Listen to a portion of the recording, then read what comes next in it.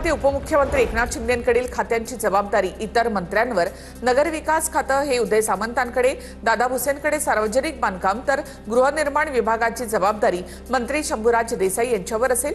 शिंदेंची विधानसभा अध्यक्षांना पत्र. विधानसभा अध्यक्ष राहुल नार्वेकरांच्या कामकाजावर सल्लागार समितीच्या बैठकीमध्ये नाराजी. सूत्रांची माहिती तर सभागृहामध्ये येणारे असंख्य लक्षवेधी, ठराविक सदस्यांचं गैरवर्तन यावरून मुख्यमंत्र्यांसह वरिष्ठ मंत्र्यांकडून नाराजी व्यक्त. सूत्रांची माहिती. मुंबई महानगरपालिकेचा यंदाचा अर्थसंकल्प 80,000 कोटी रुपयांचा टप्पा ओलांडण्याची शक्यता. मागच्या 9 वर्षांमध्ये अर्थसंकल्पात जवळपास 50,000 कोटींची वाढ.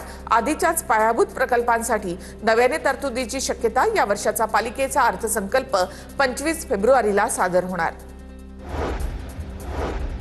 नवी मुंबईमध्ये महानगरपालिका सभागृहात शिवसेना नगरसेवकांचा गोंधळ. सत्ताधारी भाजप महापौरांचा नगरसेवकांकडून निषेध.